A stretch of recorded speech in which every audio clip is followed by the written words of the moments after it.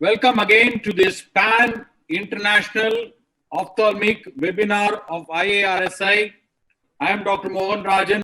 Before I start the program, I would like to congratulate Amar and his team. More importantly, I also want to congratulate Appasamy Associates. Appasamy Associates is the guys who have taken Indian ophthalmology to the international level, bringing availability and accessibility of each and every quality eye care products. And hats off to Appasamy people.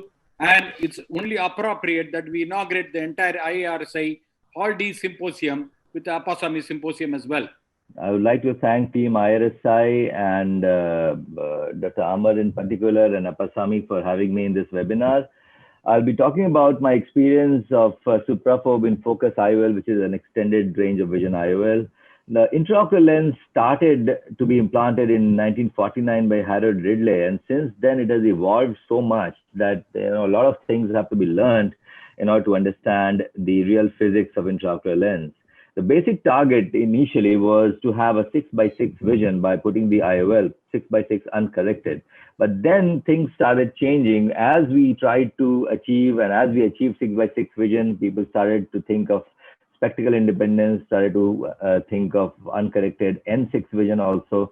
And that is how multifocal lenses came. And then came the time when people are more and more working on the laptops and the computers, and then the issue of intermediate vision came into being, and that is how the concept of extended range of vision came.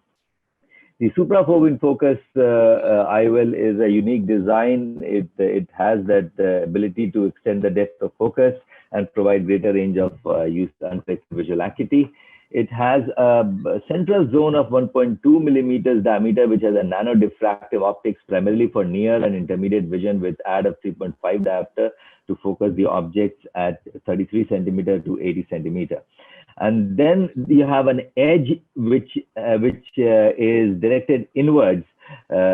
So the light which falls on the edge, it bends inward, and it eliminates scattering of light and eliminates glare.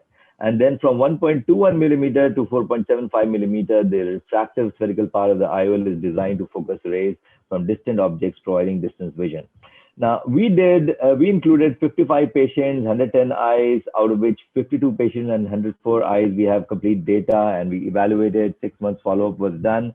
This is how the procedure was done. A temporal clear corneal incision was made, 2.2 millimeters, and then the cataract surgery was performed. Once the nuclear emulsification and cortical aspiration was done, the incision was enlarged to 2.8 millimeters.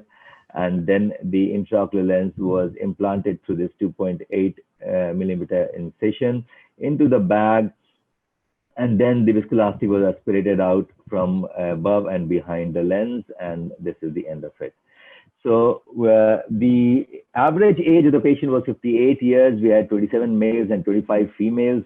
And the post-op visual acuity at 3 months uncorrected was log mark 0.11. Which is again close to 6.6, and corrected distance visual acuity was 0.02, which is almost 6.6.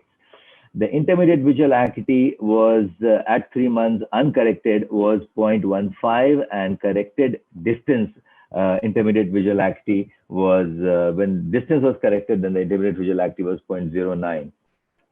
You can see at 3 months time, 63 eyes had 1 near minute vision more, of, Rohit. Okay. The 63 eyes had near vision of N6, 34 had a near vision of N8, and 7 had more than that. And after distance correction, 103 eyes had near vision of N6. The spectacle independence was seen in 96% for distance and 92% for near. Contrast sensitivity was close to normal. The distance stereo acuity was also close to an acceptable range, along with the higher order aberration. This was the defocus curve that was shown. And as I mentioned earlier, good stereopsis, distance and near, as well as spectacle independence. This is the article that was published based on the study just recently in Indian Journal of Ophthalmology. So in conclusion, the Suprafob in Focus lens provides a good distance, intermediate and near acuity with this new design, hybrid optic IOL. It provides a good contrast sensitivity, good distance and near stereo acuity also, which is close to normal.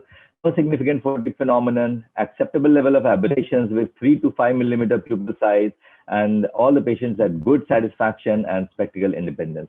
Thank you very much for your patient listening.